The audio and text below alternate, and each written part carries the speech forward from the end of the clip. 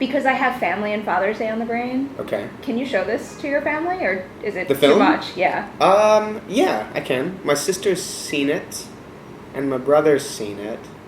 I don't know that my mom has seen it. Is but it I can creepy show. for them?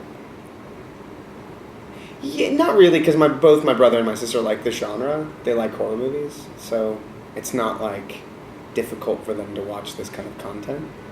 I think my mom would be kind of disturbed by it. Especially But she's because he has also such got a pretty conflict with his good. mother.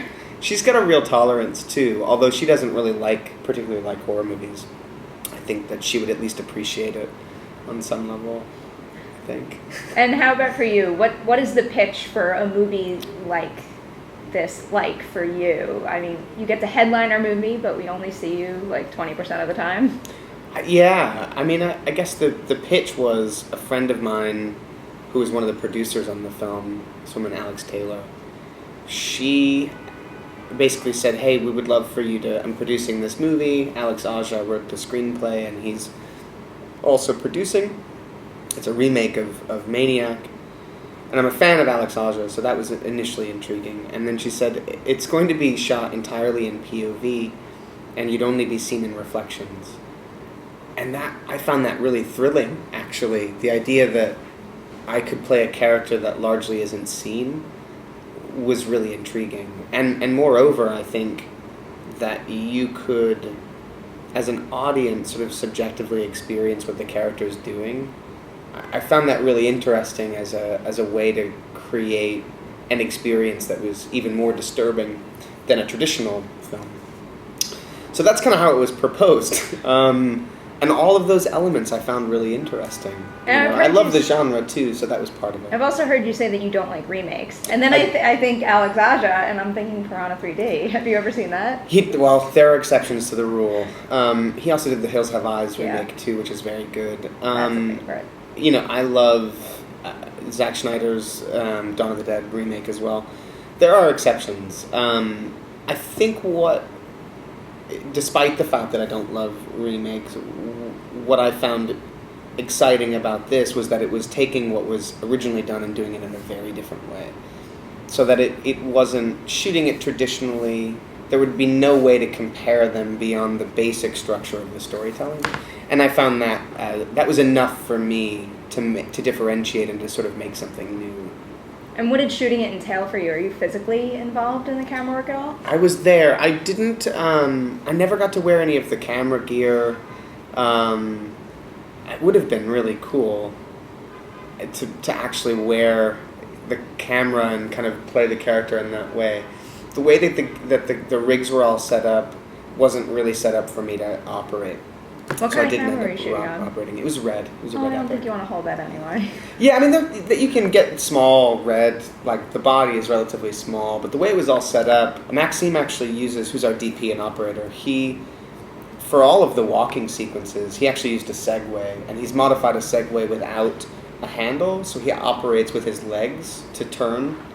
I've never seen that before. And to move forward. It's really incredible. So a lot of like the chase sequences, or even just like tracking shots following someone talking to them, it was Maxime on a Segway. What about for you as an actor? Does the POV element of this change your preparation process at all? Whether it's like the pre-production, getting into this character, or even on set, like right before you hit set, do you have to do anything differently? I guess it was a little liberating because I didn't have to...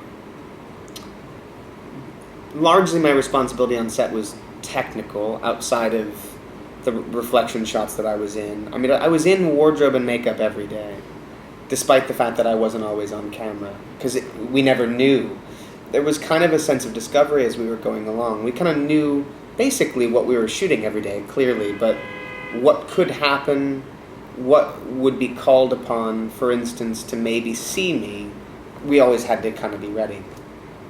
So I was always in wardrobe, always in makeup, and then from there, the one thing I didn't really have to worry about so much, especially days where I knew I wasn't going to be on camera, is my dialogue wasn't, I didn't have to be as prepared with dialogue because I wasn't on camera.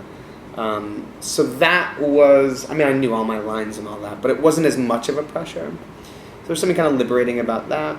I focused on maybe the technical aspects a little bit more. all the while keeping the character moving forward and representing the character the best I could as well.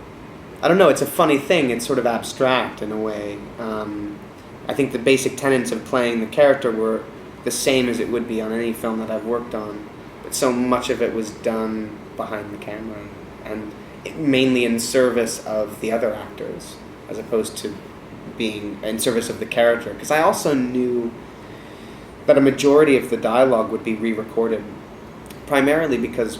So you did all that dialogue while you were on set, too? I did all on set, but then we also re-recorded it all to get it... I wanted to make it better, but also because there were all these elements in between when he's not talking that we wanted to create a sense of presence. And I knew that that would be kind of a defining space for the character.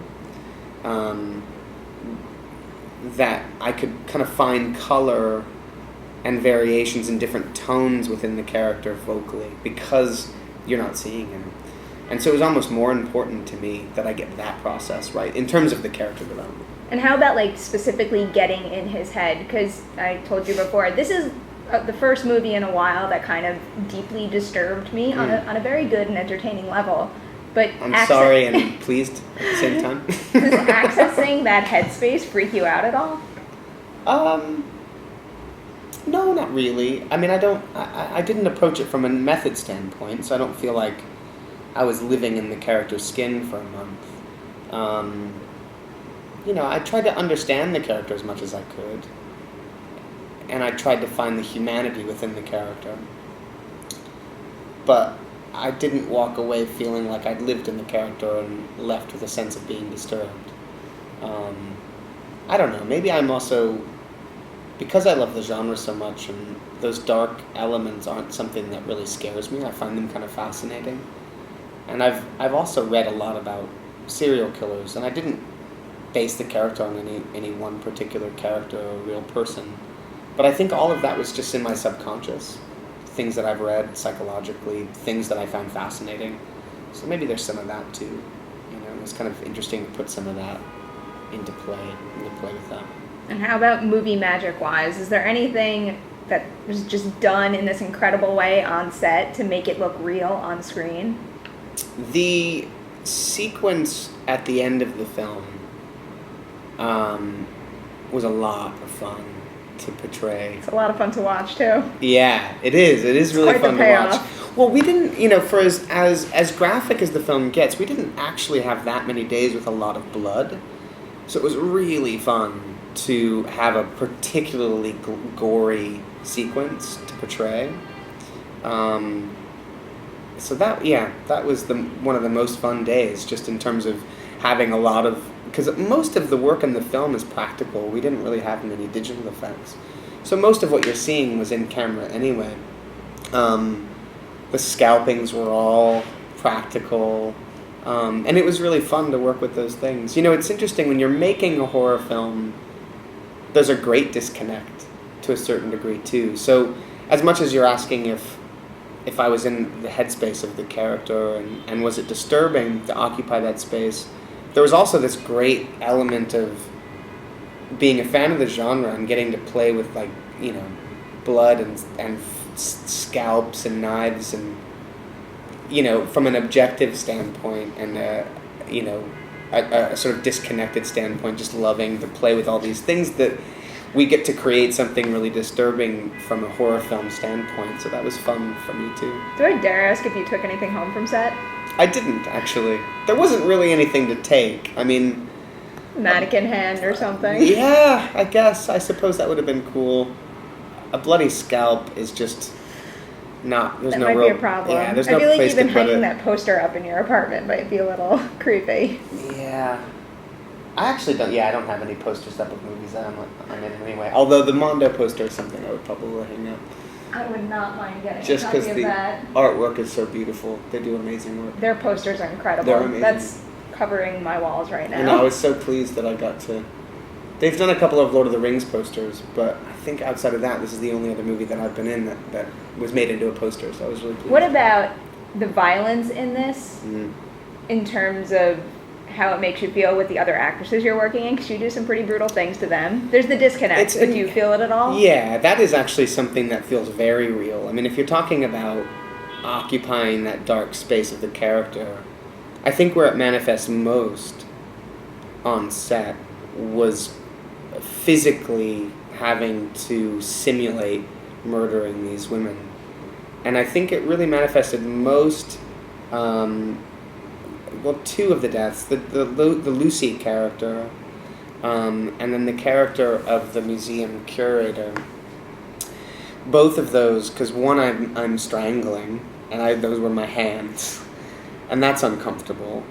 And then another, with the woman who works at the museum pushing her head under the water, because everything else is simulated for the most part. I mean, it is entirely, but that literally was me pushing her head under the water, and granted, she was controlling it, but in that moment, it feels so real, and she was holding her head underwater and like holding her breath. But I found that very disturbing, because there's not really anything there to indicate that it's fake.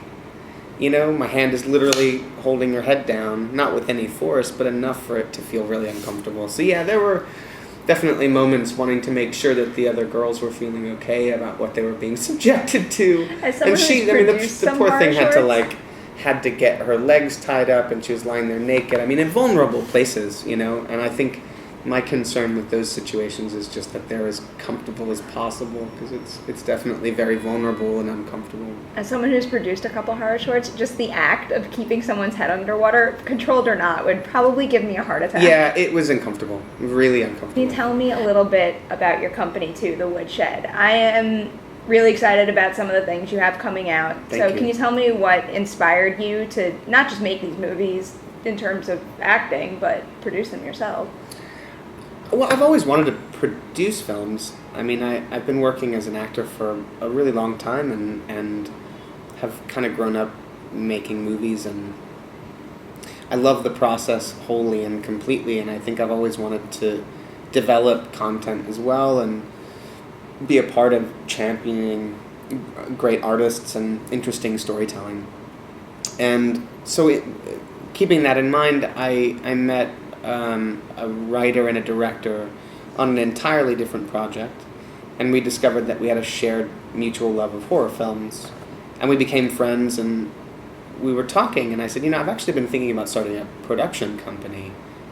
Why don't we start a horror film production company? We seem to have the same love for the genre and the same taste in terms of the kinds of movies that we'd like to see made. And so that's kind of how it started, and it was the three of us in an apartment kind of batting around ideas as to what kind of movies that we could make, and we've been a company for about 2 years, and we're going into production on our first movie called Cooties, that Lee Winnell, who wrote Saw and Insidious, wrote with Ian Brennan from Glee, and it's a horror comedy about a zombie-esque virus that affects children pre-puberty in an elementary school. You ever see Come Out and Play? Which is, okay, so Come Out and Play is a remake of a movie called Who Can Kill a Child. And I've not seen the remake, but Who Can Kill a Child I love, and was a real inspiration for this idea that we had. Although Lee and Ian have taken it in a sort of funnier, a much funnier and lighter tone. But it is about killer children. So I'm very excited. So we're going to start shooting that in July. We produced another movie that's in post right now called A Girl Walks Home Alone at Night, which is an Iranian black and white vampire film shot entirely in Farsi. It's really beautiful. I'm really excited for people to see that. And then we've got a number of films in development. So it's been really fun. It's gratifying to have worked on a number of these projects and to start seeing them come to fruition. And I think it's also just gratifying to work with really talented writers and interesting directors and work in the genre space and feel like we're exploring. I mean, I think one of the guiding principles for us is trying to find ways to expound upon one's perception of what horror means. We actually picked up last year, as if we're not ambitious enough, we started a horror film festival with Cinefamily in Los Angeles called Nightmare City. what was initially talk of maybe guest programming as our company during their Halloween Horror Month, we were like, well, wait, why don't we just transpose this into a film festival and take up the month of October and have it be a mixture of repertory and premieres. And out of that, we discovered, we were getting a lot of submissions and watching a lot of movies, and we discovered this documentary called Toad Road. And Toad Road had made the rounds and I guess hadn't been picked up for distribution. And we fell in love with it primarily because it sort of exemplifies exactly what we're trying to do with our company at its core. This idea that we can push the boundaries of what people expect from horror or what horror is. And it's an exciting movie in that regard because 80% of the film is documentary. It's real footage of kids, teenagers, experimenting with drugs, and it kind of spins wildly out of control, really. And the filmmaker wove in this really interesting narrative part, which is this myth about this area called Toad Road, where if you walk into the forest, there are these gates, and if you pass through each gate, it's meant to be the 7 gates of hell. And that gets woven into the storytelling, and that's where the horror element comes in. And it's just this great mixture of real documentary, which is disturbing in and of itself, and then using this sort of metaphor of descent into this sort of Toad Road myth, which is really frightening. So that's actually, it got picked up for distribution. Artsploitation is putting it out in October. So we're really excited about that too.